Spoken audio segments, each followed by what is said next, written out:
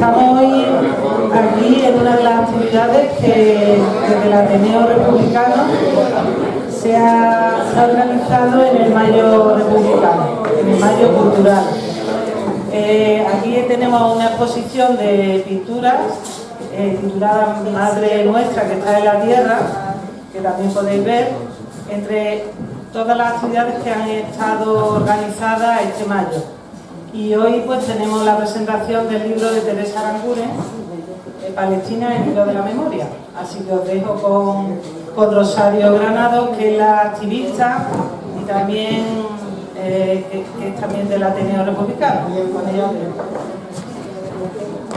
Bueno, buenas tardes. Gracias a todos y a todas por estar aquí. La verdad que bueno, estamos muy contentos de ver este público tan estupendo. Gracias a la sala, estamos la verdad que muy a gusto. Gracias a Teresa, la verdad que yo creo que, debe ser que no, pero yo creo que es un esfuerzo grande. Ayer tarde que la llamé y estaba la presentación de otro libro, ¿no? Entonces, bueno, pues ayer estaba en Madrid, ¿no? Creo que en Madrid, hoy está aquí, entonces anda así también pues con una actividad también muy intensa. Está con nosotros también Carmen Ruiz Bravo, arabista, que es la editora.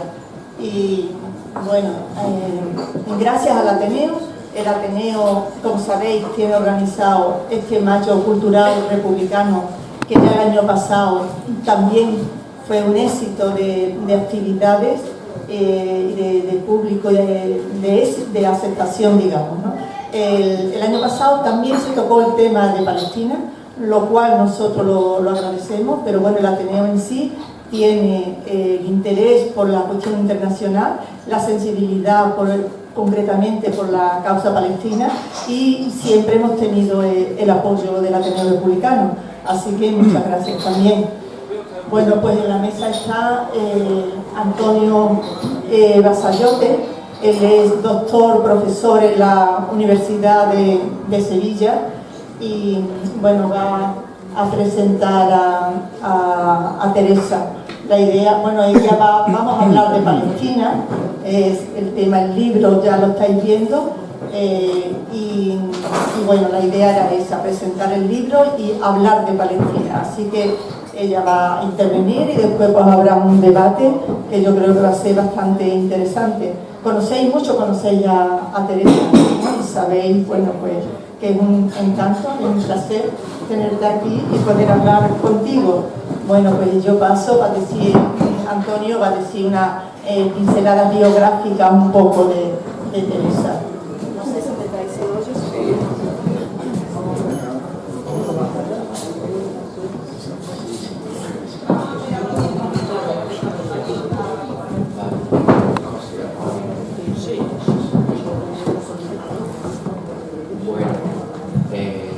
A Rosario por la presentación del acto y al Ateneo Republicano, a la plataforma de solidaridad con Palestina, por supuesto, y a la autora y a Carmen Ruiz Bravo, ¿no? Bueno, pues para mí es un placer estar aquí compartiendo este ratito, y bueno, yo voy a ser breve porque quien tiene que hablar y que nos va a ilustrar bien no solamente el libro, sino, como decía Rosario, con el pretexto de una buena obra, una reedición de una obra a través de un proyecto editorial de Carmen Ruiz Bravo, que también bueno, nos regala su presencia aquí. La verdad que es una combinación de elementos, ¿no? Literatura, mundo editorial y periodismo, y todo enfocado hacia Palestina, ¿no?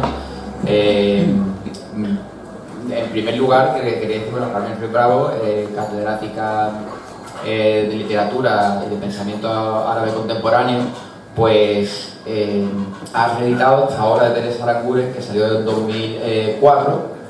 ¿No? En primer lugar, sí, como ya se agotó, pues han tenido pues la necesaria idea, estupenda, como digo, siempre es necesario de vindicar la memoria de Palestina a través de este hilo de la memoria, ¿no? El hilo de la memoria, a través del proyecto editorial Cantarabia, que ya lleva mucho tiempo, ¿no? Cantarabia en libros e Iderabia. Ahora os daremos unas hojas para que veáis Palestina en muchos de estos números de revistas que los que ha trabajado Carmen desinteresadamente con otras personas, maestros de maestros, como el propio difuntamente fallecido Pedro Martínez Montave, que bueno, que además también, si no me equivoco, prologó algunos o trabajó en la edición de Contra el Olvido, ¿no? Uno de los libros que tiene Teresa, Contra el Olvido, Memorias de la Nakba, ¿no? Ese libro de fotografía ilustrado por Sandra Barrilado y Teresa Aranguren. Y bueno, pues ya la conocéis, es sobra conocida como periodista, reportera, escritora, y yo lo que destacaría de ella, en pocas palabras, improvisándolo, es que de verdad el carácter, la profesión, el rigor y además el carácter humano y humanista de su obra, ¿no? Por eso yo creo que es fundamental, ahora que además el periodismo está tan bueno, que vive, por lo menos está puesto en duda, ¿no? El rigor y que donde prolifera, como diría una vez, escuché a Carlos Taibo decir, los todólogos, ¿no? Los todólogos. Que saben ahora de todo, ¿no? Pues de verdad que es un gran momento, es una buena oportunidad de tener a alguien especialista que ha vivido sobre el terreno. En primer lugar, cubrió la guerra entre Irak e Irán, luego también estuvo en 1982, creo que se estrenó, sobre el terreno, nada más y nada menos que en Beirut, como sabéis, asolada, con esa operación fraudulentamente llamada Paz en Galilea por Ariel Sharon, y nefasta, ¿no? Con la OLP allí en Beirut, o sea que, bueno, un testimonio de primera mano. Ya no voy a decir nada más, solamente que tiene más obras, tiene el Olivo Roto, tiene una larga trayectoria como periodista en muchos periódicos, y también, por supuesto, ha sido galardonada con premios como el de cooperación del Club Internacional de la Prensa. Bueno, también, que no se me olvide, que tuvo la oportunidad, antes de que mataran a Arafat en la mocata allí en Ramallah, tuvo la oportunidad de entrevistarle en 2003 y bueno, yo le dejo ya la palabra y bienvenido.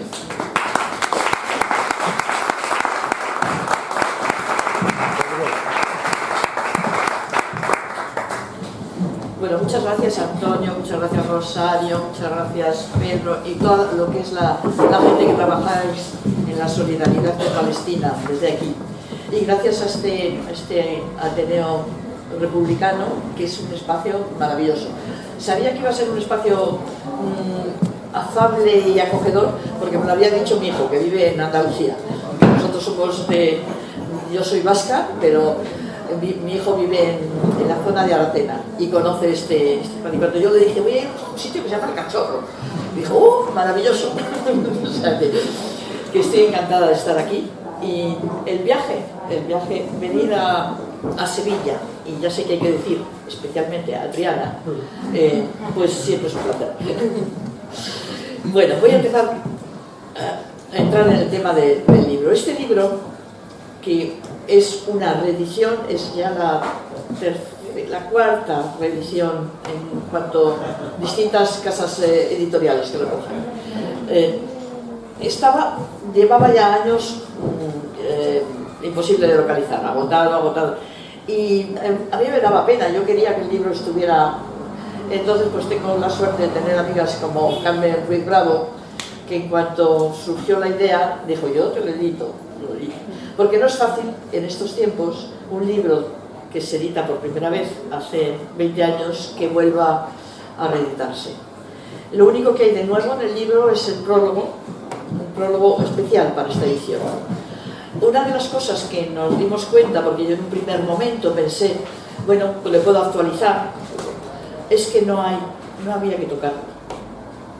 Porque por desgracia, aunque han ocurrido muchas cosas, todas las cosas que han ocurrido referentes a Palestina están en la misma dirección. Es decir, en una dirección de opresión, de indiferencia del mundo, de consentimiento de crímenes de guerra, crímenes atroces a la población de Palestina sin que pase nada. Y eso no ha variado, por desgracia.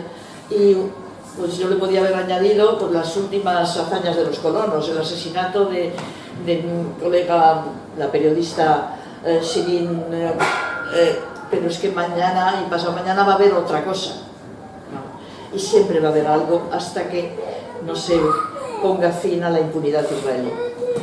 Este libro, yo puedo decir que empezó a gestarse en el Beirut del año 82, durante la invasión israelí. Yo estuve allí con mi marido, en Beirut estaba estuvo cercado durante 2 meses, y aquella invasión fue atroz.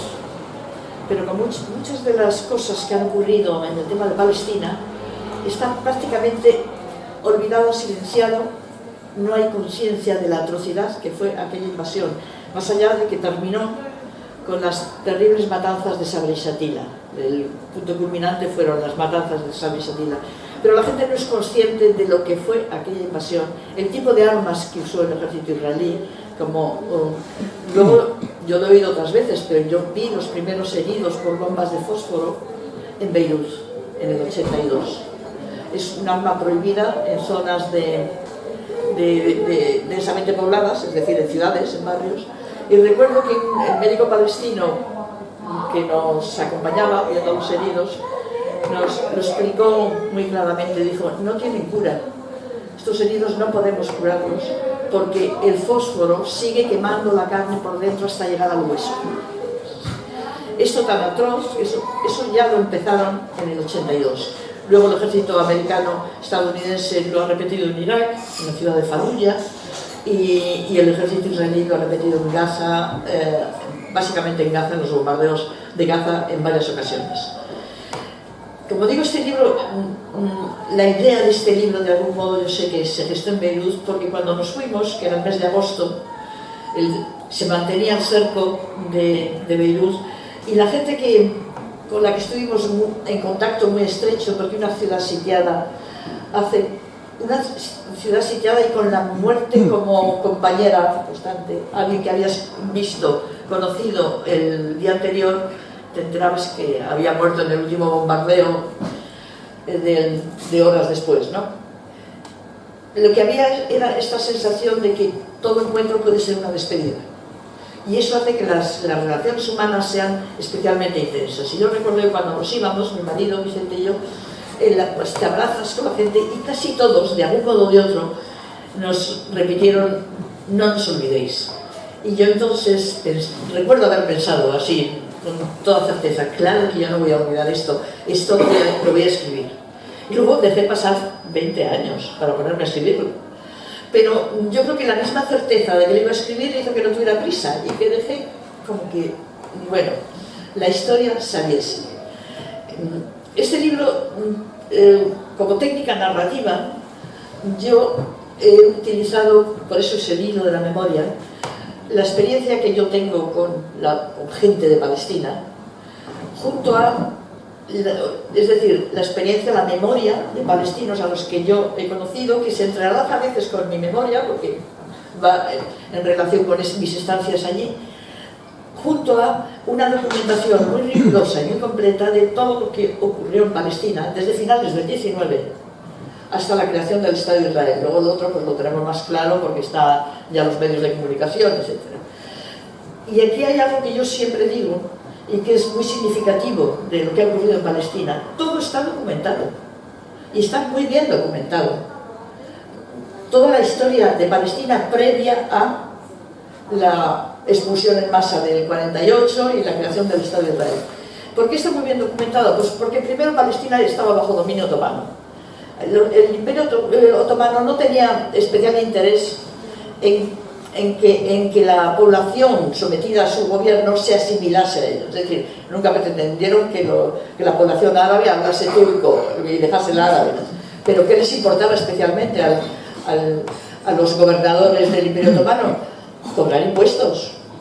Y para cobrar impuestos tienes que tener muy bien registrados los censos de población, los registros de propiedad de la tierra, etc. Es decir, que desde el 19 sabemos cómo era demográficamente Palestina. Luego, a partir del año 17, es decir, al final de la Primera Guerra Mundial, que es fundamental para entender lo que ocurrió en Palestina, empieza el mandato británico. El Imperio Turco es derrotado y las dos potencias europeas coloniales del momento se hacen con todo lo que era el territorio árabe sometido que formaba parte del Imperio Otomano, y Palestina queda bajo mandato británico. Y eso es el momento en el que el destino de Palestina, bueno, y lo que estaba diciendo, que se me va la olla a veces, pues me voy por las ramas. Los británicos son, como los turcos, muy minuciosos a la hora de registrar todo. ¿Y qué es lo que tenemos? Muy bien documentado. Los censos de población en Palestina desde el año 17, cuando empieza el dominio británico, en los años 20, en los años 30, durante todo el periodo de colonización sionista de Palestina. Y vemos cómo la demografía de Palestina se va transformando en función del proyecto sionista de crear un Estado judío en Palestina. Pero por eso, como tenemos esos censos, sabemos que cuando Gran Bretaña, ya potencia mandataria, la potencia colonial del momento, decide comprometerse con el movimiento sionista, con lo que quizá a algunos os suene, la Declaración Balfour. La Declaración Balfour es la declaración que hizo el ministro de Exteriores de Su Majestad Británica en el año 17, en la que proponía y recomendaba que el gobierno británico se comprometiese a fondo con el movimiento sionista y procurase la creación de entonces se decía, hogar nacional judío en Palestina. Todos sabían que ese es un eufemismo, entonces ya sabían que lo que se pretendía era crear un Estado judío en Palestina. Pero ¿por qué es interesante saber cómo era la población de Palestina entonces? Porque en ese momento, la población judía de Palestina, cuando se determina eso, el compromiso, era un 6% de la población total de Palestina. Y además eran judíos árabes, judíos que hablaban árabe, que formaban parte del tejido social de la zona, que no eran judíos del movimiento sionista, que era un movimiento europeo, creado en Europa. Los judíos de Oriente no tuvieron que ver con ese proyecto, luego sí los asimilaron, pero en el inicio no. ¿Por qué es importante esto? Para darse cuenta del cinismo del poder colonial.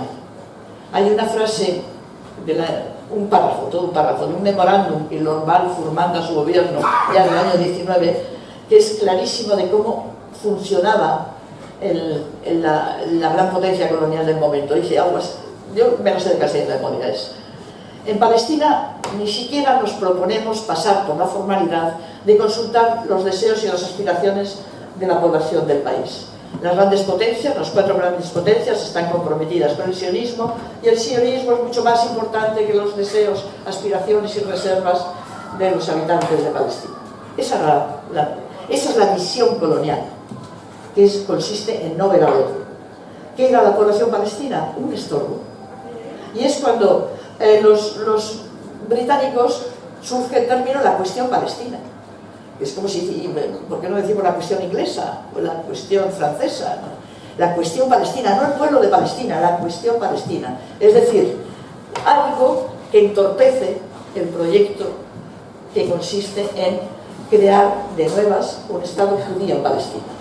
Es importante tener los datos y la cronología muy clara, porque hay mucha propaganda y mucha mentira asimilada como hechos. La primera es, yo creo que eso todos lo conocemos, ese eslogan, lo cual muestra la eficacia del eslogan.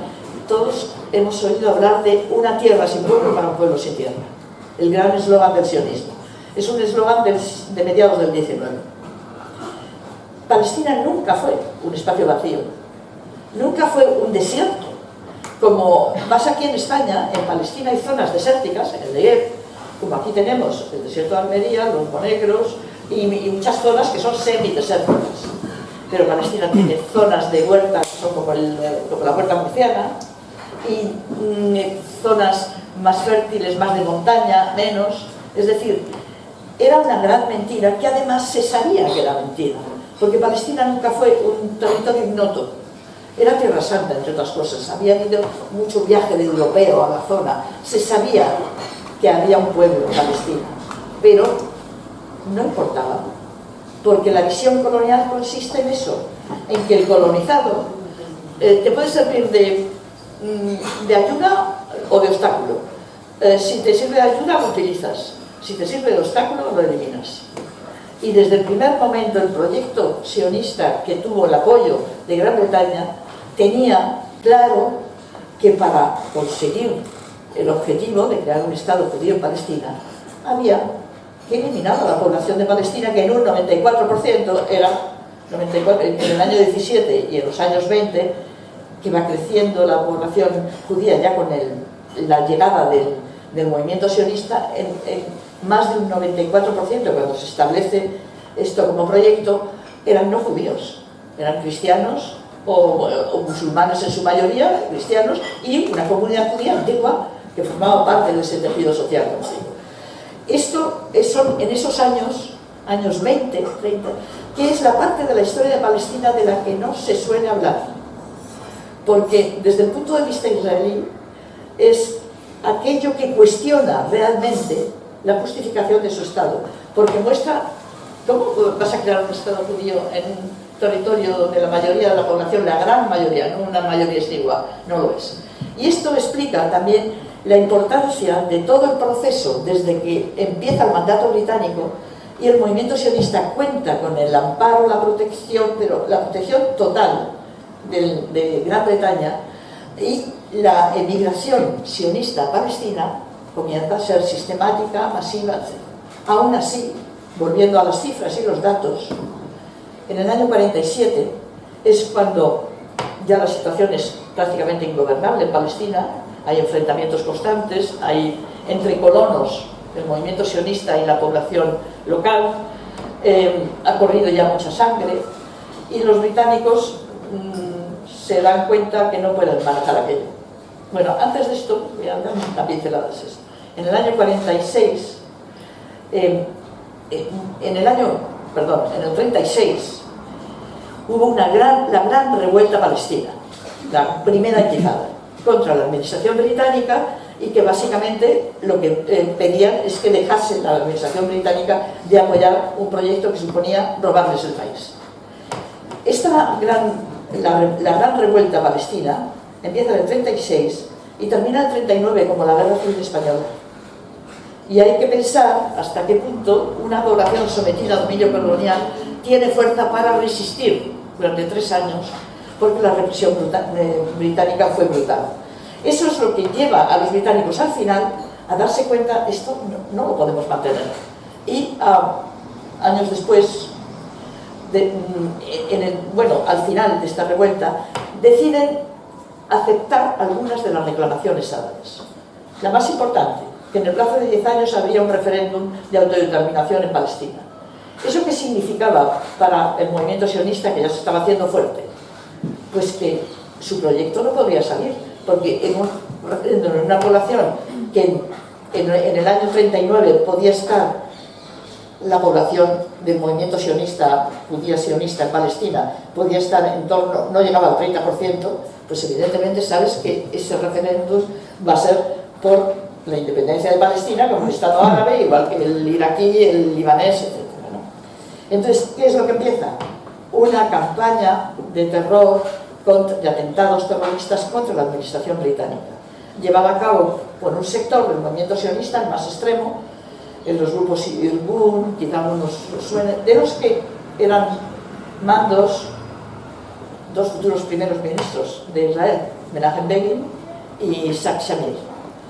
En esta campaña se produce en el año 47, creo que es el 47 o el 46, ahora que todo está aquí está,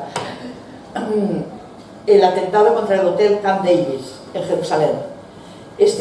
Camp David, King David, perdón, se me ha ido un poco para allá, King David, que era la sede de la administración británica. En ese atentado murieron 91 funcionarios británicos. Durante muchos años fue el atentado más letal de la historia. Luego las brigadas negras en Italia hicieron uno todavía en los años 80, en Bolonia. Y a partir de ese momento los británicos deciden lavarse las manos, dejar el tema en manos de la recién creada Naciones Unidas y obviar sus responsabilidades en el tema. Así es como se llega al año 47 y a la resolución de partición de Palestina en 2 estados por la Asamblea General de Naciones Unidas, que me parece la primera resolución que toma Naciones Unidas, está recién creada. Y es donde ya Gran Bretaña deja de tener papel preponderante y pasa a Estados Unidos.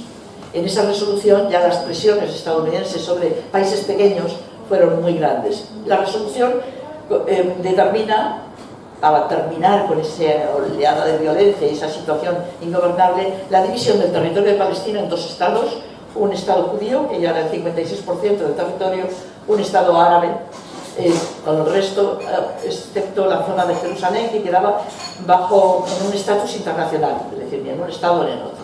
Esa es la resolución de partición, la 181, que es, digamos, la base de todo lo que ha ocurrido después. En ese momento, según los datos de la administración británica y las actas de Naciones Unidas, la población judía en Palestina había alcanzado, o apenas estaba a punto de alcanzar, el 30% de la población.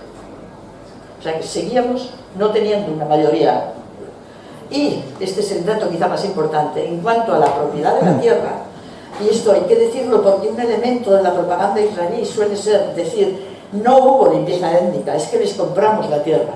Eso quizá alguno lo hayáis oído, porque se dice en foros así con porque la gente no tiene por qué saber estos datos, entonces nadie les contradice. Pero en ese momento, año 47, la propiedad de la tierra en Palestina era un 6% propiedad judía, un 44,algo% propiedad privada árabe y el resto de la propiedad árabe comunal, de los municipios, incluso de determinadas tribus, etc. Es decir, no había posibilidad de que el proyecto sionista se asentase si no tienes el dominio de la tierra y si no tienes la mayoría demográfica. Todo esto es el preámbulo de lo que ahora se recuerda la Nakba, los 75 años de la Nakba.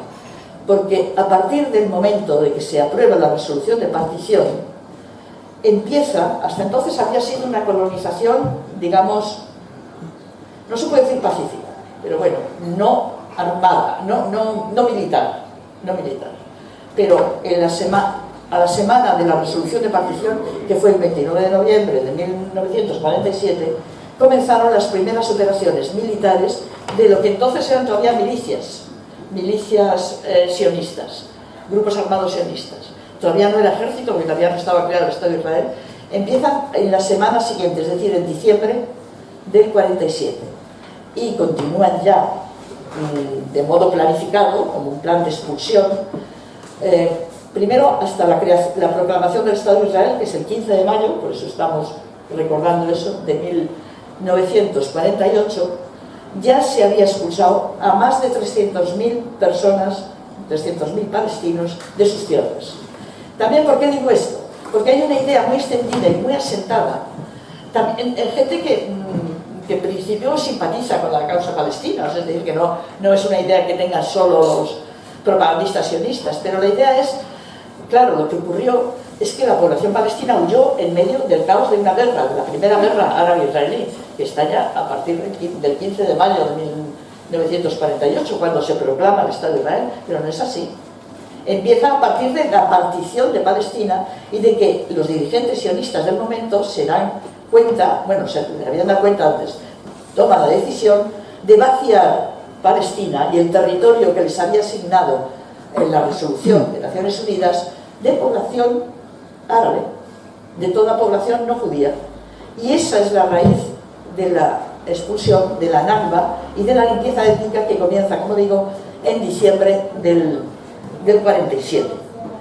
En este libro yo le dedico mucho espacio, porque creo que es necesario, a este comienzo, porque tengo el convencimiento de que si no se conoce cómo empezó todo, no terminas de entender la noticia de ayer, la de hace 2 años, la de hoy y la de dentro de 3 semanas, que por desgracia va a seguir siendo noticia. Conocer el origen, y también porque hay una propaganda muy eficaz que intenta tapar el origen, intenta tapar sobre todo la operación de limpieza étnica, aunque digo, no hay un solo historiador serio que lo pueda negar. Y luego la realidad, es decir, ¿por qué hablamos de refugiados palestinos? ¿Por qué hay campos de refugiados palestinos?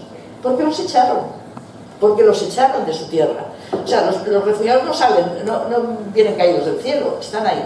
Sin embargo, ningún gobierno israelí ha aceptado que los refugiados sean responsabilidad de aquello. Ningún gobierno israelí, ni laborista ni del Likud, ha aceptado que hubo una operación de limpieza étnica, pese a que, afortunadamente, a partir de los años 80, los historiadores árabes magníficos, algunos, y ayer el libro que estaba presentando ayer en Madrid es de uno de sus historiadores, Rashid Haldi, un libro que también recomiendo, Palestina, ya está traducido y es de la editorial Capitán Swing. Es que los buenos libros hay que recomendarlos siempre. Y no sé qué iba a decir. Sí, bueno, que en la posición del gobierno israelí, tocar este tema, el tema de la limpieza étnica que dio origen a la proclamación del Estado de Israel, claro, es tocar el tema más tabú de todos, porque hay algo que no pueden negar, porque están los datos, y como yo he dicho antes, está todo documentado. Tenemos el listado de las localidades palestinas destruidas y luego allanadas con excavadoras para que no quedase rastro y para que los expulsados de esas localidades no pudieran volver. Tenemos los datos de las localidades donde se produjeron matanzas terribles para provocar el éxodo de la población. Todo eso está documentado y está ahí, pero todo eso está silenciado. En la opinión pública occidental no hay conciencia de ese crimen atroz cometido a mitad del siglo XX, que fue la expulsión de la población palestina. Si no, habría otra percepción de lo que fue, porque es un crimen que no ha sido juzgado, que no ha sido reconocido y no ha sido, por supuesto, reparado, sino todo lo contrario. En este libro, ¿qué he hecho yo con esto? Bueno, yo es que no lo necesito, creo que se me entiende bien, ¿no? No, se escucha así. Sí, es así, vale. Bueno, en este libro yo recojo, y digamos que mi estrategia narrativa es, como he dicho antes, por un lado, aportar todos estos datos, pero entremezclados con el testimonio, los recuerdos, la memoria de gentes de Palestina a los que yo he tenido la suerte de conocer. Y por ejemplo, el 48, la limpieza étnica del 48. Yo doy estos datos que os he... pero básicamente está contada a través de las entrevistas que yo hice con refugiados palestinos del campo de refugiados de Irbid, en Jordania, en los años 80. A mí no me estorba, ¿eh? No. Es que pensé que le había dado yo un estacazo, como yo hacía no mucho. Bueno, yo entrevisté en este campo a varias personas, y aquí saco 3 testimonios, que básicamente mi entrevista consistía en preguntarles cómo salió de Palestina, cuándo salió. Hay el de un anciano, Abu Faisal, hay un hombre que entonces tendría como unos 50 años, Amnan, y el de una mujer, Samira, que cuando ocurrió que en el 48 era una niña, que tendría como unos 10 o 12 años, una cosa así. Samira vivía en la ciudad de Lidda, que está en el centro de lo que ahora es Israel, pero que entonces era Palestina, y era una población como de unos 70.000 habitantes. En la ciudad de Lidda fue evacuada, o sea, se expulsó a toda la población en julio del 48. Por lo tanto, era ya ejército israelí, no eran milicias, era ejército israelí. ¿Cómo lo cuenta Samira? porque escojo este testimonio porque tengo el testimonio de Samira contando cómo fue, sus recuerdos de niña, y luego el de un historiador israelí, porque a partir de los 80 los documentos del ejército israelí que se desclasificaron y empezó a aparecer una visión totalmente contraria a la oficial israelí, hecha también por historiadores israelíes, de lo que había ocurrido en el 48. Uno de estos es Benny Morris, que es lo que yo voy a leer ahora, que curiosamente, yo también lo he elegido por eso, no es un hombre de la izquierda israelí, es un sionista convencido y bastante terrible eso, y es un hombre del sistema israelí, pero es un historiador también, y como es un buen historiador da los datos y las cifras, y están ahí, aunque él siempre mete una frase con la que intenta justificar o desviar un poco la atención, pero los datos están ahí. Entonces este relato de la evacuación de la población de Linda está contado por alguien que lo sufrió y era una niña entonces, y luego está contado por este historiador israelí. Y es curioso, bueno, ya lo veréis. Lo que cuenta Samira. Entraron muchos tanques y soldados y todos nos encerramos en nuestras casas. Se escuchaban tiros en las calles. No sabíamos qué estaba ocurriendo. Los soldados entraron en casa y en las casas de nuestros vecinos y nos obligaron a permanecer en una habitación mientras registraban y destrozaban los muebles. Se llevaron a mi padre y a muchos otros hombres. Los encerraron en la mezquita y también en alguna escuela. A mi padre no lo volví a ver. Al día siguiente nos dijeron que teníamos que salir de la ciudad. Nos sacaron a empujones de nuestra casa, todos gritábamos y llorábamos. Nos dijeron que teníamos que ponernos en fila y caminar por la carretera hacia Jordania. Éramos muchísimos, una fila interminable. Yo iba de la mano de mis hermanos, no parábamos de llorar. No teníamos agua y hacía muchísimo calor, era julio. Caminamos durante todo el día y algunos ancianos murieron en la carretera. Mi hermano me cargó a hombros y se turnaba con otros jóvenes para llevarme. Hasta aquí el relato de Samira. Y ahora el relato de Benny Morris, que tiene en este libro, que es El origen del problema de los refugiados, localidad por localidad, operación militar por fechas, datos. Como digo, es un gran historiador. Dice: la mayor parte de la población se encerró en sus casas tras decretarse el toque de queda, aterrorizados por el sonido de los disparos en la calle y posiblemente pensando que se estaba perpetrando una matanza. Y uno puede preguntarse, ¿por qué pensaban que se estaba perpetrando una matanza? Porque había habido ya varias. Y la gente sabía lo que significaba eso. Había habido la matanza de Deir Yassin, la matanza de Tanture, la matanza de Kafr el-Qasem, unas cuantas matanzas. Es decir, había una experiencia de la población palestina de que estaba llevando a cabo matanzas. Los que intentaban salir se encontraban con el fuego de los soldados israelíes. Algunos soldados lanzaron también granadas en el interior de las casas.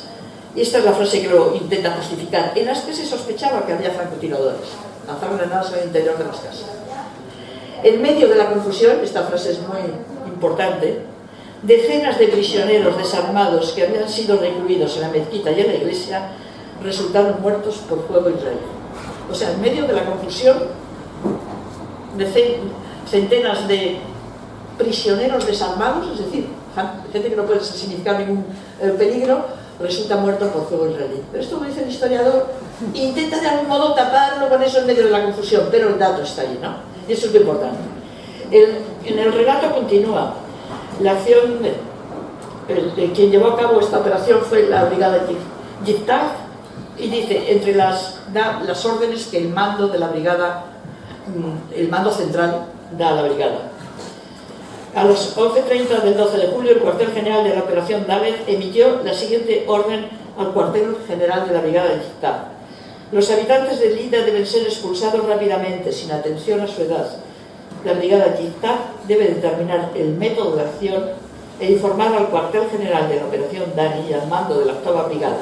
Llévese a cabo inmediatamente. Estas fueron las operaciones de la limpieza étnica. O sea, no fue el caos, fue algo planificado porque lo necesitaban. Necesitaban vaciar de la población palestina el territorio en el que querían construir su Estado. Este es el gran crimen de origen y esta es lo que poca gente es consciente de ello, pese a que, como digo, está todo muy documentado y está ahí, incluso por historiadores israelíes. A partir de ahí, todo el desarrollo del futuro de Palestina viene marcado por este origen. Consiste en la negación, primero, de la existencia de Palestina y en el... Como es imposible negar algo que existe, porque está ahí, el aplastamiento, el intento de acabar con la capacidad de resistencia de la población palestina, de su aguante, el ir expulsando, porque luego vino la guerra del 67, como sabéis, y hubo otra operación de expulsión no tan masiva como esta, pero en torno a unos 300.000 palestinos salieron de los aguantes. Hay otro aspecto que creo que, aparte de lo que fue vaciar de su población del territorio, el otro aspecto de lo que fue la Nakba fue el robo de las propiedades. Porque los que fueron expulsados, en Palestina había gente muy rica. Es decir, aquí no estamos hablando solo de los más pobres, de los campesinos, que evidentemente fueron expulsados, y en su mayoría terminaron en campos de refugiados. Pero es que también los muy ricos también perdieron sus propiedades. Lo que pasa es que no terminaron en campos de refugiados porque siempre pues tenían un pariente en Beirut o en Amán y tenían medios para vivir de otro modo.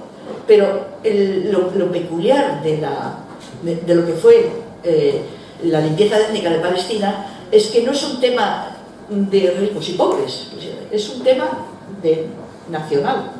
Toda una nación que hay que expulsar, o toda una población, o toda una colectividad de gente. Y hay, en el tema del robo de las propiedades, son desde la huerta del propietario, del campesino pequeño, a fábricas, museos, grandes mansiones, libros. Hay un documental también hecho por un israelí, hay que decirlo, que es el gran robo de los libros. Claro, había bibliotecas particulares impresionantes de esta gente rica y con una... Y en este documental me parece que eran 70.000 libros, algunos incunables, ilustrados con miniaturas, que forman parte de la Biblioteca Nacional Israelí y son de propiedad privada. Pero en el año 52 se decreta la orden y la ley que se llama la de propiedad de los dueños ausentes. Y es muy interesante esto, porque esta legislación por la que un departamento especial que depende del Parlamento israelí, de la Knesset, se queda con todas las propiedades árabes, porque se les llama dueños ausentes. ¿Y quién son dueños ausentes? Todo aquel que el 15 de mayo de 1948, cuando se proclama el Estado de Israel, no está en su vivienda, y no está dentro del territorio del Estado. Eso después de la operación de limpieza étnica. Es decir, todo aquel que había huido, el que había sido expulsado fuera del territorio, el que simplemente, en previsión, se había ido de la ciudad. Eso por ejemplo pasó mucho en la ciudad de Haifa, gente que deja la ciudad porque tiene también una finca en el campo, y en el campo piensan que van a estar más seguros. Haifa fue conquistada por las milicias sionistas el 23 de abril, o sea, también eso es el periodo anterior a la Primera Guerra, y de una población, yo creo que eran como en torno a 40.000 habitantes, quedaron 5.000 palestinos. He dicho, no sé si eran más, no sé si eran 40.000 o 75.000. Bueno, esto, lo mismo Jaffa, etc. Pero la ley de propiedad de los dueños ausentes es la que legaliza, aparentemente legaliza, lo que fue un robo terrible de la tierra y de las propiedades. Entre ellas hay un libro que a mí me impresionó mucho, que es de una familia palestina, de las importantes, la familia Tawil, cristianos, de la ciudad de Acre, que fueron también, como digo, expulsados y terminaron en Ramallah, estaban viviendo en Ramallah. Y esta familia, quien escribe el libro es la suegra de Arafat, porque su hija luego fue la mujer de Rafael, pero es una mujer valiosísima, la suegra, no digo la hija, que no tengo gusto de conocer, no sé, y no me parece que era igual, pero la madre era una mujer muy interesante, que escribió y que desde Ramallah ella plasma cómo fue, también era una niña cuando la Nakba,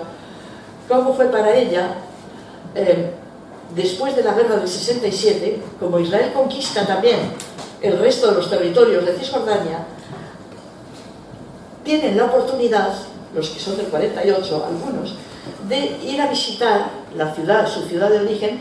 No se podían quedar a dormir, podían estar unas horas. Me imagino que una familia como la familia Tawil, que tenía contactos y era una familia poderosa, pues podía acceder a eso. No creo que todo el mundo pudiera hacerlo, pero bueno, ellos consiguen ir hasta Acre a buscar su casa, a buscar qué había pasado con su casa, que era un palacio. Y ella cuenta que se encuentra con que está convertido en un museo y que tiene que sacar un ticket para entrar. Y saca el ticket y el guía que va explicando, pues va explicando, esto pertenecía a una antigua familia judía, van pasando por las estancias de la casa, el lugar donde ella daba las clases de piano, la biblioteca de su padre, que sería pues una biblioteca. Entonces, esto, lo del el robo, no se tiene tan presente, porque claro, es tan terrible, las matanzas, pero cómo el Estado israelí se quedó con las propiedades de toda la gente que había expulsado, y algunas eran importantes, es tremendo. Y os leo solo, bueno, ¿cómo lo cuento yo aquí? Todas sus propiedades, muebles e inmuebles, rústicas y urbanas, las de los ricos y las de los pobres, tierras, campos de cultivo, casas, villas, talleres, fábricas, bibliotecas, muebles, objetos artísticos, pasaron a manos del recién creado Estado de Israel. Una serie de leyes y reglamentos promulgados entre 1948 y 1950 otorgaron a instituciones dependientes de la Knesset, que es el Parlamento israelí, la facultad de confiscar, administrar, alquilar o vender las propiedades de la población que la población palestina había dejado atrás en su precipitada y caótica huida. Se las denominó leyes de propiedad de dueños ausentes. Era dueño ausente todo árabe que por la circunstancia que fuese, desde un viaje de negocios a la huida de una zona de combates o la simple expulsión, estuviera fuera de sus tierras cuando se creó el Estado de Israel. Dueños ausentes. El eufemismo de la terminología legal no consigue ocultar del todo la realidad del expolio. La ausencia es un vacío sobre el que se proyecta una sombra de una anterior presencia. La huella de la población árabe de Palestina quedaba en el hueco que dejó su ausencia, y aún queda. Ahí pasó a describir una población que está en el camino entre Jerusalén y Tel Aviv, la población de Linda, las ruinas de Linda, que era una localidad de clase media acomodada palestina. Y lo que queda, esa fue expulsada la población por el Haganah, una de las milicias sionistas, también creo que fue en julio. Y lo que queda es muy impresionante porque quedan las casas, que son magníficas casas de piedra, están ya comidas por el follaje y eso, pero uno ve con grandes ventanales, con arcos en las ventanas, se da uno cuenta de que era gente rica. Y ahí quedan las ruinas de Egipto, no sé hasta cuándo, porque seguramente en algún momento el gobierno israelí decidirá eliminarlas, como ha eliminado muchos otros vestigios de aquello, ¿no? Esto es lo que fue la Nakba, lo que ahora tenemos 75 años para pensar en ello, y evidentemente el libro no termina ahí, el libro termina con el inicio de la construcción del muro en el 2003. Y bueno, pues eso es. Ahí lo dejo.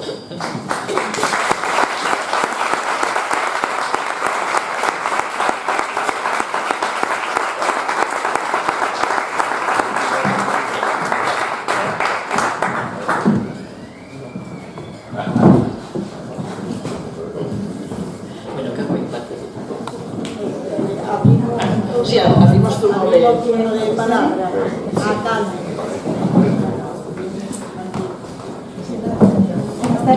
No pensaba intervenir ahora, pensaba intervenir después, dije no en el bloque, pero ha llegado un momento que he pensado no, es ahora cuando hay que decirlo.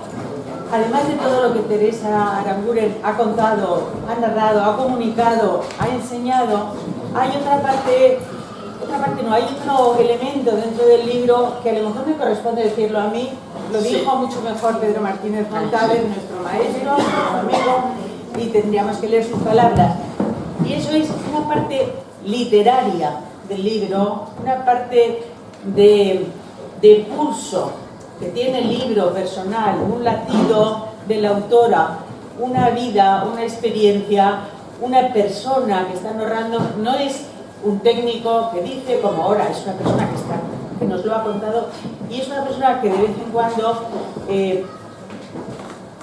tiene humor, recuerda una frase, nos lleva por un lugar y se fija en un niño, se detiene a hablar con alguien en un camino, en un café, se sienta con un mayor y le cuenta o le pide que le cuente sus historias, dice, desgrana alguna palabra en arte. Es decir, hay una obra literaria fundida en una trama original y muy especial, con toda esta documentación, con toda esta investigación y con toda esta postura. Esto quería decirlo de una manera tan sí. Y luego algo más personal, estamos en el 2023 y yo recuerdo, no lo sabes tú, me parece eso, Teresa, que en 1973, cuando el profesor ya mencionado Pedro Martínez Montávez ya había formado una revista, llevaba editando una revista que se llamaba Almenara. La primera revista, la primera importante, dedicada a mundo árabe contemporáneo, a cultura árabe contemporánea.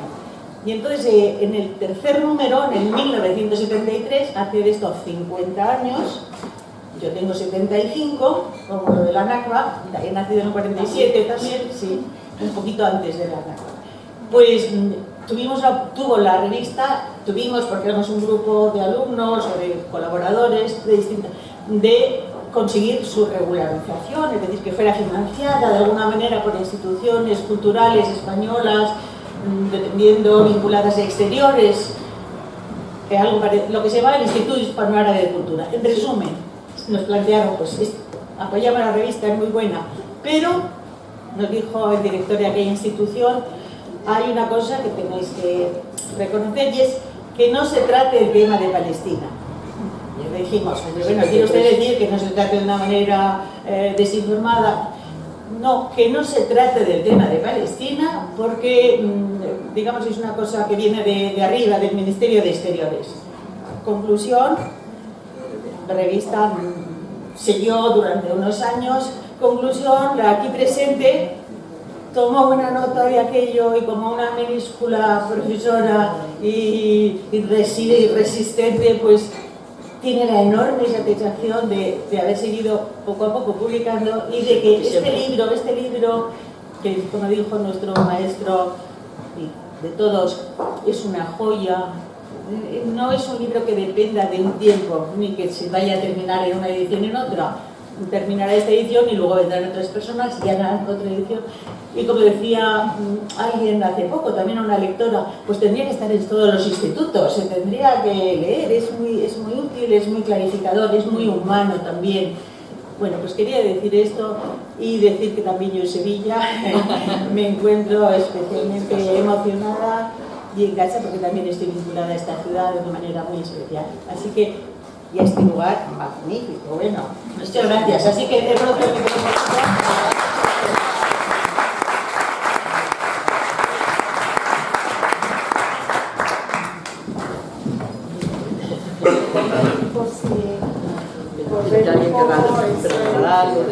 pues si alguien quiere hacer alguna pregunta o alguna intervención, ahora es el momento.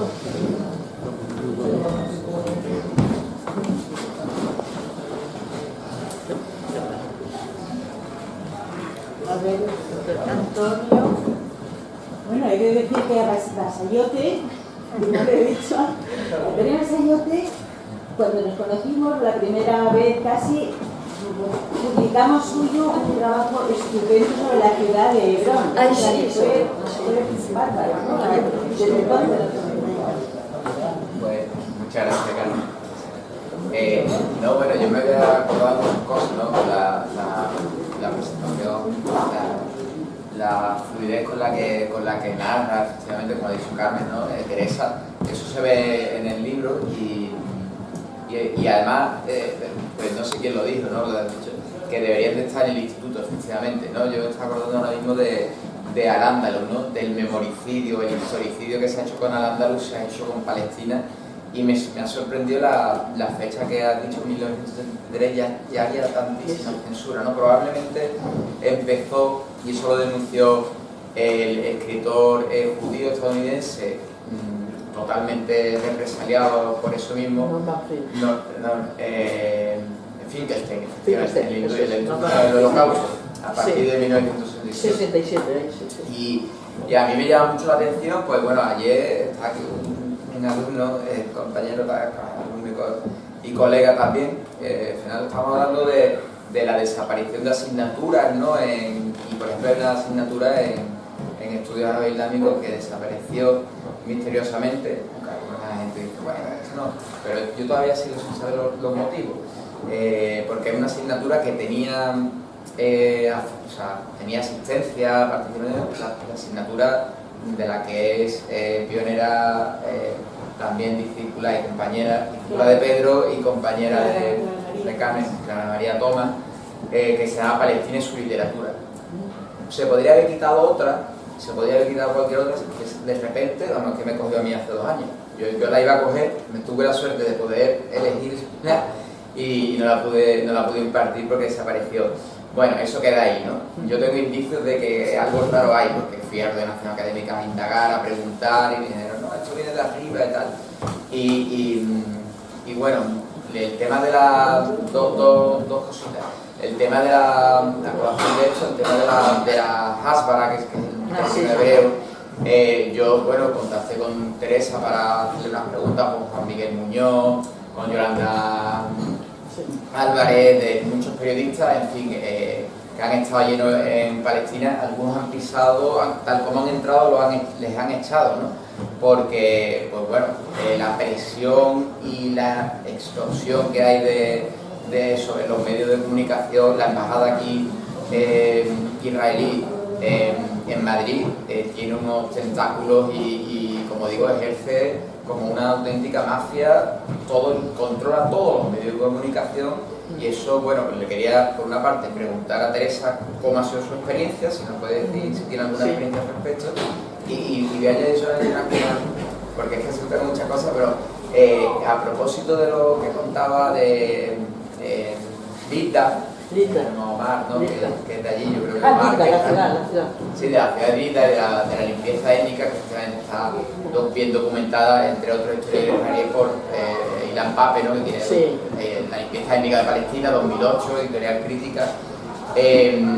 Muchos palestinos, eso también es curioso, que los palestinos documentaron, los primeros, porque la sufrieron, la limpieza étnica, pero no se les echó cuenta hasta que fueron los propios israelíes los que dijeron, efectivamente, perpetramos una limpieza étnica. También es verdad que fue gracias a la desclasificación de los archivos, ¿no?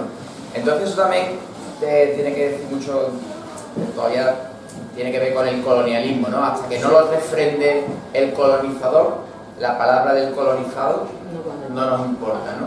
Pero bueno, ahí están, y efectivamente Benny Morris también. Y me estaba acordando de Tantura, que ha salido un documental hace poco, ¿no? Sí.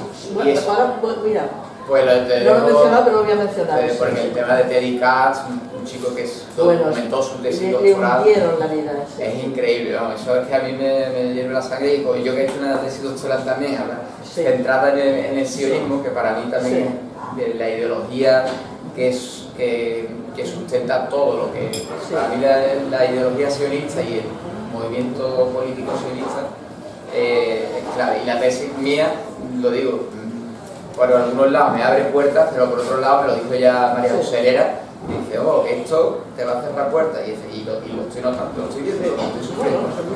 Pero bueno, sabes que si no me enrollo. No, voy a hablar un poquito de lo de Tantura, solo un poco, porque merece la pena. Micro. En uno de los testimonios, que no es el que he leído, que es el de Adnan, de los refugiados que me cuentan del 48, Adnan que era un hombre, cuando yo lo entrevisté, como de unos 50 años, una cosa así, se refiere a la matanza de Tantura.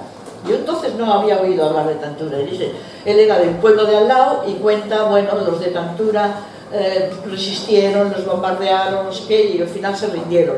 Y entonces cuando entraron los soldados israelíes, cogieron a los hombres, los distribuyeron, los mataron a todos. Bueno, eso es lo que él me cuenta entonces, y yo, bueno, se me queda ahí, pero no le di la importancia que tenía a esa matanza. Al cabo de los años, el año pasado, o sea, en el 2022, hay un documental que se puede encontrar, está en YouTube, me parece, Tantura, se llama nada más, Tantura. El documental no tiene subtítulos en español, los tiene en inglés solo.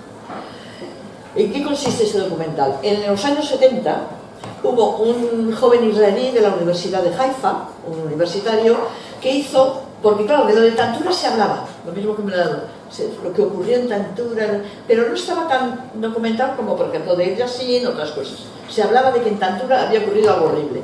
Entonces él se lanza a investigar esto y hace su tesis doctoral sobre la matanza de Tantura. La tesis, en un primer momento, que además me parece que se la dirigió Ilan Pappé, creo que sí, tiene mucho éxito porque es una investigación apabullante la que hizo este chico, más de 100 entrevistas, y se publica. Pero claro, el gobierno israelí se da cuenta de lo que significa eso, prohíbe la difusión de la tesis, le expulsan de la universidad, le hunden la vida, su vida académica y su vida personal a dedicarse. Pero él mantiene toda esa documentación. Y el año pasado, o sea, nada, muy reciente, otro documentalista israelí va a verle porque quiere hacer un documental sobre Tantura. Y le pide la documentación. Da mucha pena verlo en el vídeo porque está ya muy hecho polvo. Teddy Kurz está en silla de ruedas. Se ve que está muy aplastado, pero con una categoría moral importante, ¿eh? Y le cede todas las cintas, más de 100, dice, de las entrevistas. ¿Qué es lo que tiene de especial este documental? Que básicamente quienes hablan son los asesinos. Quienes hablan son los mismos soldados israelíes que hicieron la matanza. Y uno se encuentra con testimonios apabullantes, sobre todo por el cinismo. O sea, ahí yo recuerdo de lo que yo he visto, uno que dice con toda frialdad: sí, yo durante esos meses me dedicaba a matar, matar y matar. Y luego cuenta, sí, de acuerdo, normalmente matamos a todos los hombres, pero algunos que intentaron escapar corriendo por las calles, los perseguimos con lanzallamas y los matamos con lanzallamas. Yo no sé, puede imaginar la escena. Entonces, la matanza de Tantura quizá fue la peor, pero ha estado oculta. Pero como al final la realidad se impone, la realidad es la verdad, pues ahora está en este documental que yo recomiendo a todo. Tiene la dificultad para quien no, porque hablan muy deprisa, hablan en hebreo, claro, la mayoría son, y las entrevistas son de los años 70, porque uno puede decir, como están tan jóvenes, sí, no. Alguno ha muerto ahora, alguno de los que salen en el documental.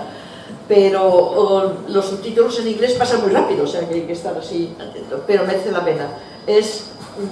Yo diría que es el documental más demoledor, primero porque son israelíes los que hablan, porque son israelíes los que han hecho el documental, y como ha dicho Antonio, es cierto, todo lo que ocurrió en la Nakba está perfectamente documentado por historiadores árabes.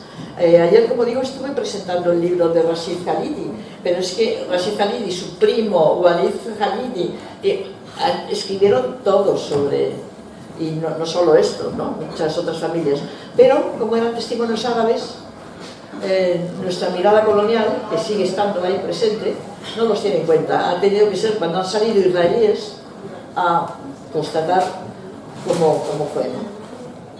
¿Tú me has preguntado una cosa? Ah, sí, lo de las presiones.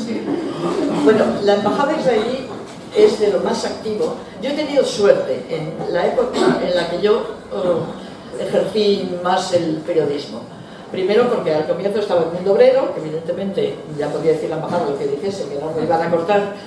Después ya pasé a la revista Interview, que bueno, dicho así, parece que no era solo de desnudos, es que tenía reportajes muy buenos y yo hacía esa parte de la parte internacional. Y después el periódico El Independiente y después a Telemadrid, en la época buena de Telemadrid, cuando Telemadrid era quizá la televisión pública más independiente profesionalmente de creencias políticas. Y yo puedo decir que yo sé, en una ocasión lo cogí yo el teléfono, o sea, que la embajada israelí no paraba de llamar presionando.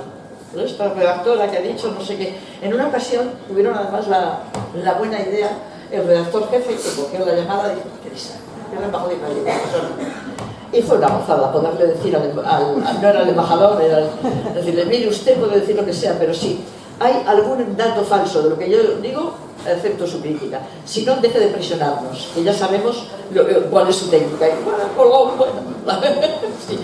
Pero yo tuve esa suerte que no ha tenido la mayoría de los periodistas. Y luego, cuando yo ya tenía, digamos, un reconocimiento periodista, pero yo pienso en el que empieza. O sea, el periodista que tiene sus primeros pasos, el becario, hasta qué punto una llamada de la embajada israelí protestando por una información y pidiendo hablar con el director del periódico, pues puede ser. ¿Y cuál es la técnica? Pues acallar voces críticas, eso es. La otra técnica es acusar de antisemitismo a cualquier crítica.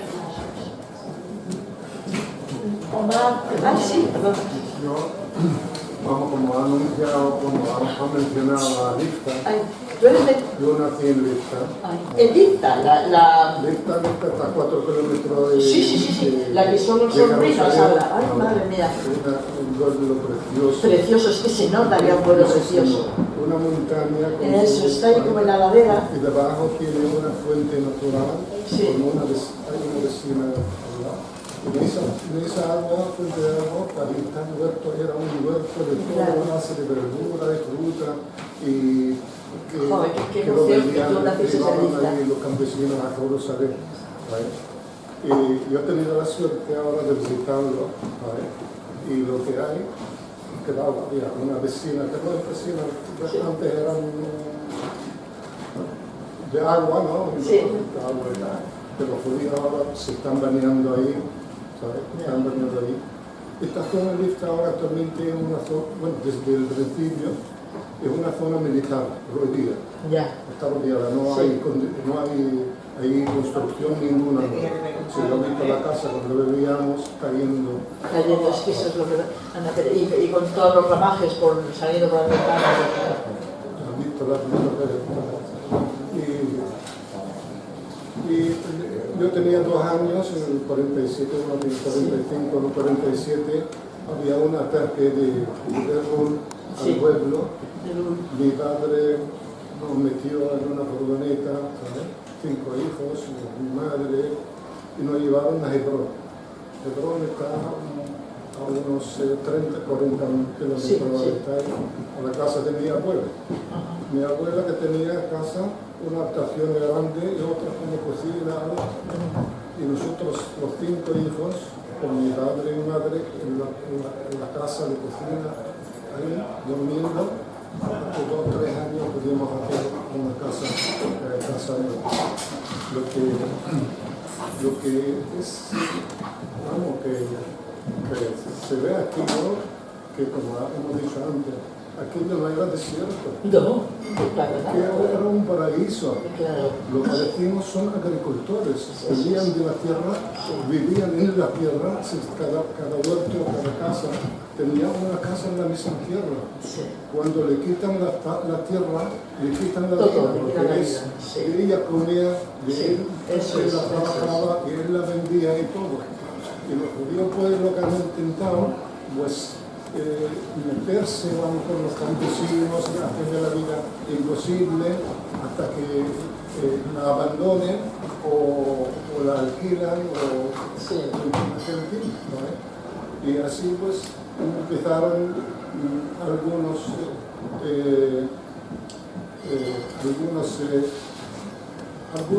palestinos forzados a vender alguna parte de la tierra, pero le prometieron de que ellos pueden quedarse a trabajar en ella.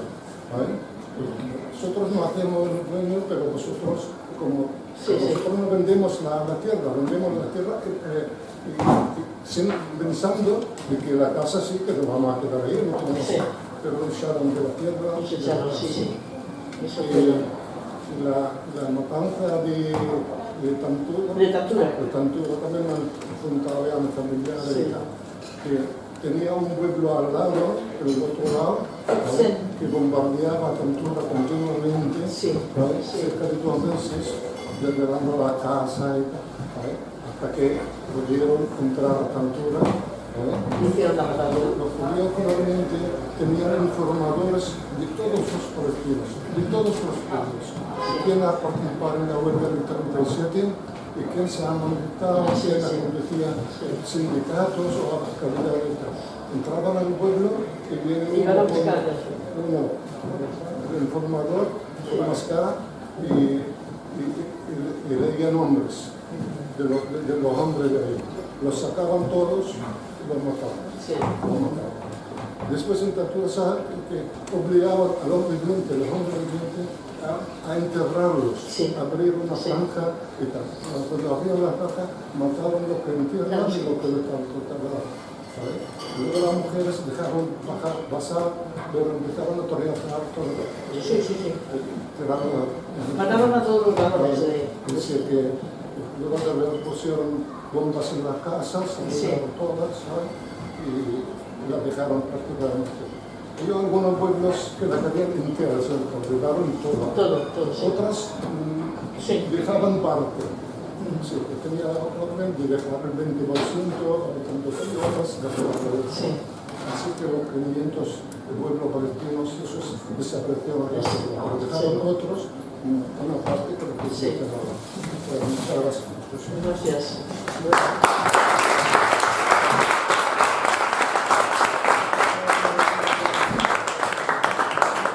Encontrarme con alguien del IFE, es que a mí la imagen de la mina del IFE la tengo clavada, o sea, porque es ver lo que fue aquello. Bueno, pues no sé, ¿hay alguna palabra, José Carlos? Aunque me da un poco de vergüenza después de esta intervención tan directa y tan humana, este testimonio me da casi cosa a preguntar, porque bueno, era un poco por el tema de las presiones y de las presiones tan tremendas y de estas nuevas fases. Ya parece como si fuera la última fase, ¿no? Vamos a por todas ya, ¿no? Y hay una persona, o sea, esto de la persecución y defenestración de personalidades y esta tirar la toalla de la socialdemocracia, que era algo que antes parecía que apoyaba un poco la causa palestina o la saharaui, ¿no? Y estamos viendo la actitud ahora mismo de Borrell, Sáhara, todo en paralelo, parece que han tirado la toalla, ¿no? Entonces, hay una persona que a mí me tiene bastante paradigmática sobre lo que está pasando, es Corbyn. O sea, cómo a Corbyn lo están defenestrando los mismos laboristas, ¿no? Los suyos propios en su casa. O sea, claro, una persona de tal magnitud, parece que hay una pequeña esperanza en que los laboristas o la socialdemocracia cambie, pues no, se lo están cargando, o sea, directamente. Entonces lo de una persona que esa era una opción. Tiene otra pregunta, pero la voy a dejar porque no me parece que era para algo de CAF. Pero bueno, vamos a dejarlo. CAF, la empresa CAF. Sobre el tema empresarial, pero simplemente lo apunto, ¿no? Si quieres decir algo que me parece paradigmático el tema empresarial. Hombre, el tema de Corbyn, bueno, básicamente, mira, yo estaba suscrita al país con papel y me desuscribí a cuenta, o sea, llamé a cuenta de una crónica que hicieron cuando la campaña de las elecciones en Gran Bretaña, en la que fue cuando empezó la campaña contra Corbyn, a la que le acusaban de haber hecho unas declaraciones antisemitas. Luego veías que había compartido un tuit que no tenía nada antisemita, era, ya no me acuerdo qué era, pero era como en contra de los últimos bombardeos sobre Gaza, o sea, una cosa así, ¿no? Y él lo había compartido y entonces, yo recuerdo que esta crónica del país venía a decir, decía, las declaraciones antisemitas como si fuera un hecho. O sea, no decía, le acusan de, o determinados sectores, y yo me acuerdo que llamé con una mala leche que tenía a desuscribirme, y fue curioso porque la primera persona que cogió el teléfono, yo creo que era un becario, me dijo, oh, pero bueno, no, pero ¿por qué te vas a desuscribir, quitar la suscripción al país por eso? Sí, bueno. Y le dije, mira, sí, lo tengo muy claro, mientras se siga esta línea. Entonces, bueno, pues te llamará otra persona de la redacción para hacer el trámite, ¿no? Y entonces me llama una chica, como 2 días después, y fue muy curioso, porque yo le explico todo. Le digo, mira, es que me parece, además de mal periodismo, que se pueda dar, como he hecho, probado esto, algo que dicen, uno que dicen, y además que cuando ves a lo que se refiere no tiene nada que ver con el antisemitismo, y ella me escuchaba y de repente dice, tienes toda la razón. Te entiendo muy bien. O sea, yo pensé, esta es alguien de la redacción que está represaliada, que le han mandado aquí a coger el teléfono porque es crítica.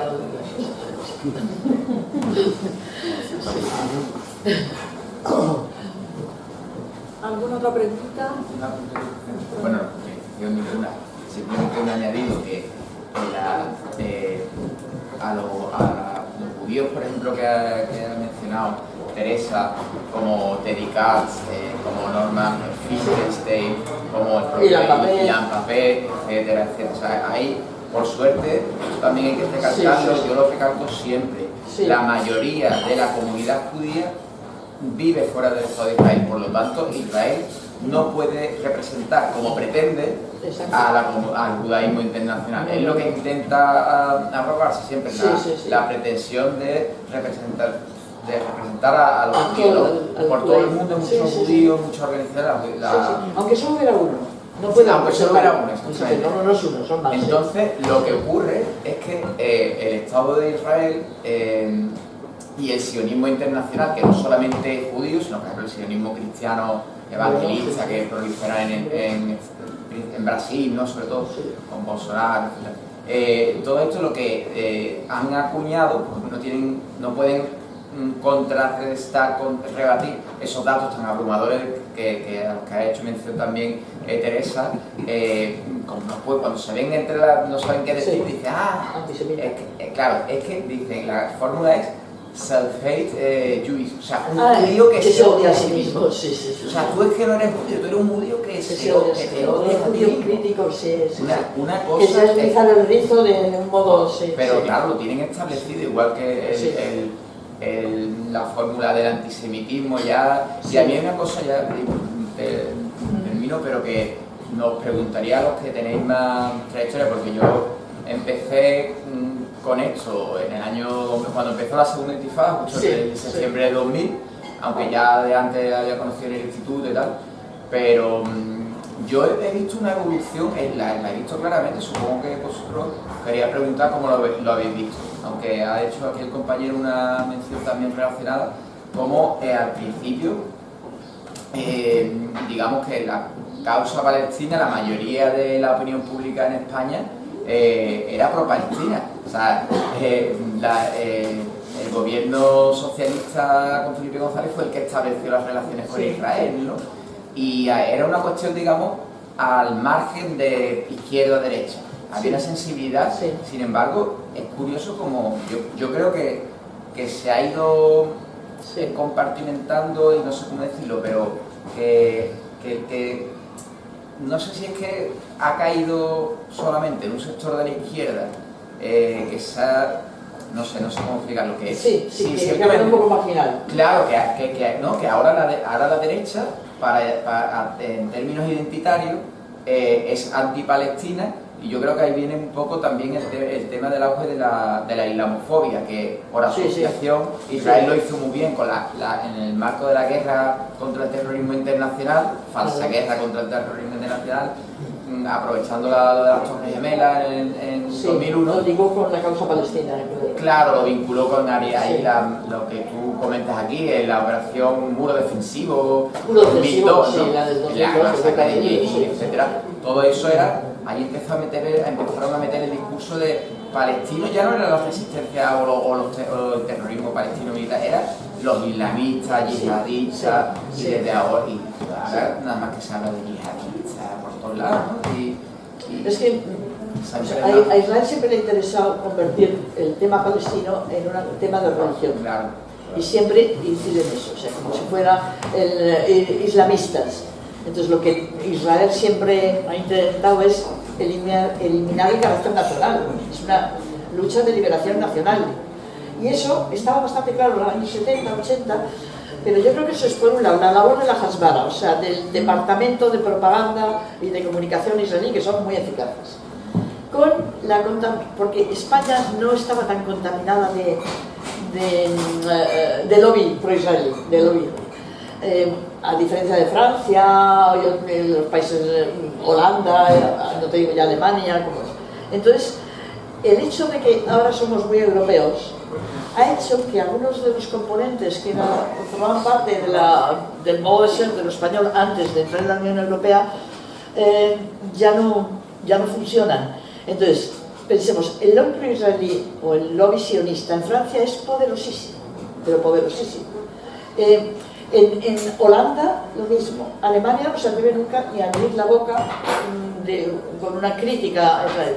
Y todo eso forma parte de una actitud europea. Y nosotros, como españoles, como país, estamos dentro de ese... Y tienes razón, y luego una labor muy eficaz, porque antes no existían casi asociaciones prosionistas aquí, ahora sí, están los de ACON, estos que básicamente se dedican a ver cómo pueden sacar una acusación de antisemitismo contra alguien y denunciarlo.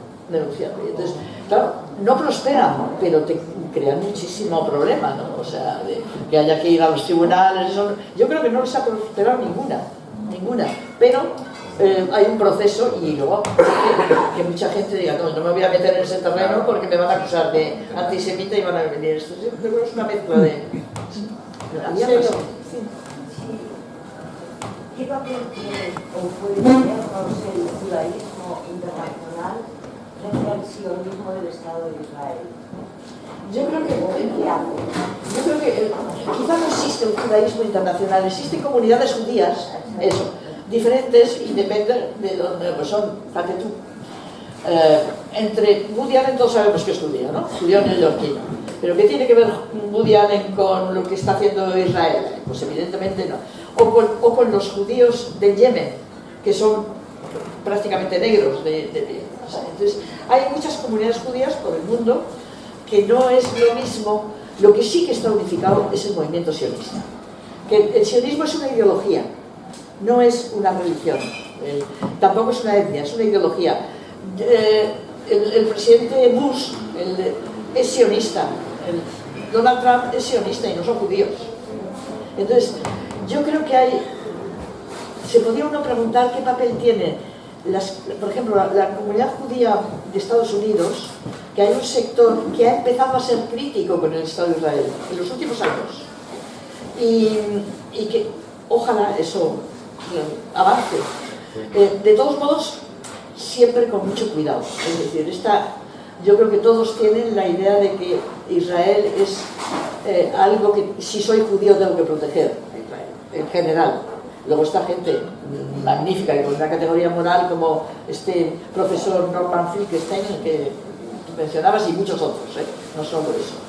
Pero penetrar de modo eficaz en las actitudes sociales es muy difícil, sobre todo cuando tienes, claro, un caldo de cultivo que favorece al sionismo. Porque una cosa que no nos damos cuenta es nuestra mitología es la misma que la suya. Tenemos la Biblia y entonces cuando te hacen un discurso de la tierra prometida, Yahvé nos prometió la tierra, Moisés, no sé, son los nuestros.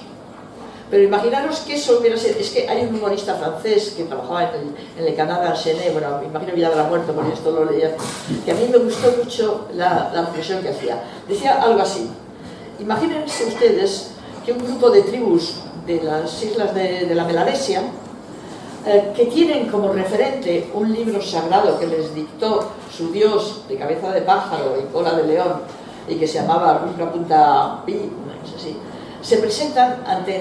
Y que en ese libro sagrado dicen que ellos proceden del Punjab, de la India, y que esa es su tierra, y que Dios les prometió esa tierra. Y con este argumento van ante Naciones Unidas a reclamar el derecho a volver a esa tierra, que hace 2000 años era la suya, la que Dios les prometió. Bueno, eso sería una anécdota de la que nos estaríamos riendo, todavía figuraría en el libro de anécdotas pero cuando dices, Yahvé prometió la tierra de Canaán a las tribus israelitas o a los hebreos. Eso forma parte de lo nuestro, de nuestra mitología.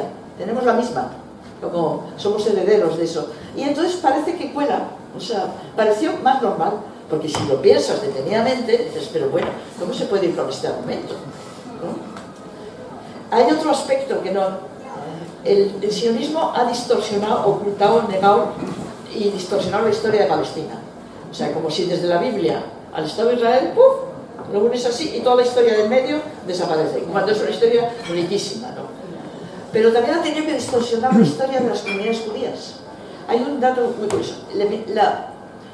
La mejor literatura judía europea está escrita en yiddish, que es el idioma de los judíos de Centro Europa, que es una mezcla de eslavo, de lengua eslava y germánica, y tiene algunos elementos del hebreo, pero básicamente no tiene nada que ver con el hebreo.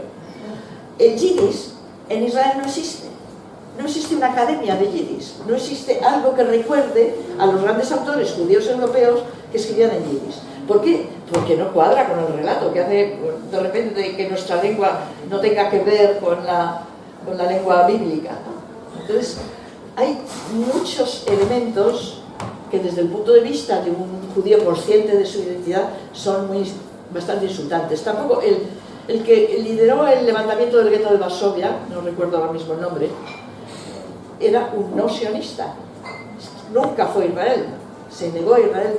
Este hombre, que es, digamos, un personaje heroico, no tiene ni una placa ni nada que conmemores, está desaparecido, o sea, en Israel no existe, ¿no? Porque no cuadra con el relato sionista. Entonces, bueno, no sé si te... Está Juan Valencia en este caso. El muro de silencio que trata de levantar Israel para que no nos enteremos de lo que sucede allí en Palestina, creo, Rosario, que llega también aquí a Andalucía. Sabemos de órdenes en Canal Sur de que de Palestina no se habla, ¿no? Sí. Bueno, sí. Alguna vez, en algún acto que hemos tenido, hemos sabido que había orden de no cubrirlo. Eso es así. Bueno, ahora mismo hay también compañeros en la Universidad de Madrid, que fue la embajadora Rosario. Sí, hubo un grupo de jóvenes también en Valencia que fueron acusados de antisemitismo. Ahora hay un grupo de jóvenes estudiantes de la universidad en Madrid, no sé si es... Sí, que hubo una visita de la embajadora israelí y hubo una acción como de protesta, sí. Pero bueno, no llegaron ni a la protesta porque salió una persona con un arma apuntándole con un arma. Está la fotografía y están las imágenes grabadas, ¿no? Entonces, bueno, pues tienen o sea que pueden hacer lo que quieran. Era alguien del servicio secreto israelí y se permite sacar un arma y apuntar a los estudiantes que iban a hacer un acto de boicot y que ni siquiera llegaron a hacerlo. Esto ahora precisamente están acusados también de antisemitismo, con lo cual empieza un proceso largo. Sí. O sea que lo que sí pasa normalmente en Francia, en Alemania ha habido problemas con la televisión, de despido de periodistas por considerarla también como antisemita. En Francia también hay muchos casos ya, hay una legislación que lo contempla como delito de odio, lo que es la crítica a Israel. Si criticar a Israel está considerado como delito de odio, y aquí pues está llegando ya, y está llegando al Parlamento también como ley, está llegando al Parlamento como ley. Se ha debatido y está ahí, que es una proposición que se está estudiando, pero que eso va para adelante también. O sea que el tema de Palestina está efectivamente silenciado, totalmente silenciado. Lo poco que se dice está tergiversado y manipulado. Y la gente, bueno, pues en solidaridad con Palestina, que sean críticos con Israel, pues saben que van a tener problemas, dificultades. Claro, y en el campo del periodismo, de la enseñanza, en el campo, pues hay mucha gente joven que se lo tiene que pensar. No se lo tiene que pensar porque es su carrera, digamos, ¿no? O sea, que así están las cosas, ¿no? Si no fuera por la complicidad europea y el occidente, no habría ese muro de silencio. O sea, A mí me pareció importante que llamaras la atención sobre la... Espera, después. Sobre este asunto, yo me he esforzado del Messenger, del Facebook, y ha sido como una información contrastada, como la Rabino israelí ha dicho que puede matar a las mujeres palestinas embarazadas en un estado de guerra. Y ha salido la entrevista a un rabino en el canal Al Jazeera, que reconocía entonces yo lo he mandado a Messenger, a la Facebook, que esto está claro. El día de la entrevista, el rabino el nombre y ahora. Bueno, Carmen, sí, a mí me pareció muy bien que llamaras la atención sobre lo que es la apropiación, de hacer robo o expolio por parte de Israel, y que lo que te quería pedir, si además de referirte a lo que llamamos la tierra, y normalmente entendemos que son los campos, las casas, pues hicieras una referencia a lo que sucede con el agua. Porque una cosa es la división del mapa por la parte de arriba y otra cosa es que toda el agua del Jordán se desvíe hacia el oeste y se le quite hilo de los acuíferos. Si puedes referirte a algo a esto. Sí, un dato. En los territorios ocupados, es decir, en Cisjordania, básicamente el río Jordán es un río que tiene muy poquita agua, en verano es casi un riachuelo, pero hay mucho recurso subterráneo, recursos hídricos de bajo tierra, ¿no? Y de eso, o sea que los campesinos palestinos básicamente tienen pozos para regar sus huertas, etc. En los territorios ocupados, desde hace ya varios años, los colonos se llevan el 80% de los recursos hídricos de Cisjordania, el 80%. Un campesino palestino que necesita hacer otro pozo o horadar un poco más, es rarísimo que le den permiso. ¿Por qué? ¿Quién tiene que dar permiso? Las autoridades militares. En los territorios ocupados el poder es el ejército israelí. Por ejemplo, un periodista como yo, cuando te mueves por allí, la acreditación te la dan los militares. Entonces, la situación del agua es clave. Y ya, de un modo más estructurado, el río Jordán desde arriba lo cortan y lo desvían hacia territorio israelí. O sea que el robo del agua es algo que viene desde muy atrás. Sí. Y de algún modo todo va en la misma dirección, pero todo va en la misma dirección no solo porque Israel lo haga, sino porque se le consiente. O sea, ahora, hoy es día 17, ¿no?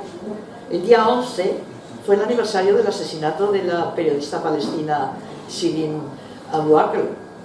Recordaréis que en un primer momento, y es una técnica que Israel usa siempre, intentaron encubrir y desviar la atención diciendo que había muerto en un enfrentamiento con milicianos palestinos y que había sido un miliciano palestino el que la había matado. Cuando el testimonio de los compañeros que estaban con ella decía aquí no había ningún enfrentamiento, estábamos identificados como prensa y se veía muy claro. Y luego además, ¿quién dispara? Un francotirador del ejército israelí. Los francotiradores del ejército israelí es un cuerpo de élite. Es decir, que tiene una puntería estupenda y que donde apuntan disparan. Y el disparo, porque Shirin iba con casco y un chaleco antibalas con cuello así alto, solo le quedaba este espacio de carne al descubierto y el disparo fue aquí. Es decir, fue un asesinato clarísimo. En un primer momento dijeron eso, luego la investigación demostró que no había ni enfrentamiento ni milicianos palestinos cerca y el gobierno israelí reconoce que lo más probable, porque ese es su lenguaje, es que fuese el disparo de un soldado israelí, pero fue accidental. Esa es su explicación. Accidental. Y sí, vamos, que se despistó y disparó aquí. Bueno, pero lo grave de eso es que eso está estudiado. Ha habido, es además una periodista de una cadena importante. lo ha visto todo el mundo. ¿Ha pasado algo? ¿Alguien en Europa, el señor Borrell, le ha pedido explicaciones al gobierno israelí? Porque además se sabrá quién es el que disparó. O sea, ni juicio, ni proceso, ni siquiera una pequeña riña al gobierno israelí. Eso es lo que permite que todo esto pase. O sea, si Israel no contase con esa impunidad, no contase con la complicidad encima acentuada de lo que llamamos Occidente, hay un aspecto para no ser tan pesimista, bueno, o tan realista, que tenemos que tener en cuenta. Que el mundo ya está cambiando en el sentido que nosotros pintamos cada vez menos Europa. Nosotros ya no somos el centro del mundo, ni posiblemente Estados Unidos, que todavía manda mucho y la guerra de Ucrania le ha vuelto a poner en tensión. Pero con respecto a Israel, no es la misma ni la India, ni China, ni Rusia, aunque Rusia ahora no pinta nada, bueno, no tiene, ni Brasil, ni en general los países latinoamericanos tienen la misma posición. Y no vamos a estar siempre dirigiendo el mundo, yo espero que no. Y luego si uno piensa que los grandes acontecimientos recientes nos han pescado siempre con el pie cambiado, es decir, que ni los olimos, o sea, la caída del muro pasa, de repente nos coge por sorpresa a todos, analistas, criminólogos, todólogos, periodistas, todos. Las revoluciones árabes, lo mismo, nos cogen sin... Es como si estallasen al margen de toda la gente que se supone que analiza, reflexiona sobre el tema. Y pueden pasar muchas cosas. Es decir, no va a ser siempre el amo del mundo de Estados Unidos. Espero. Bueno, ¿hay alguna pregunta más?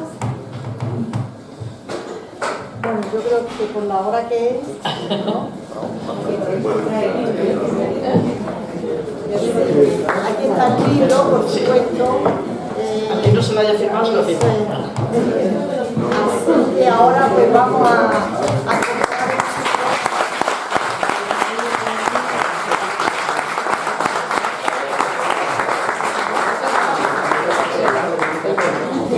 Bueno.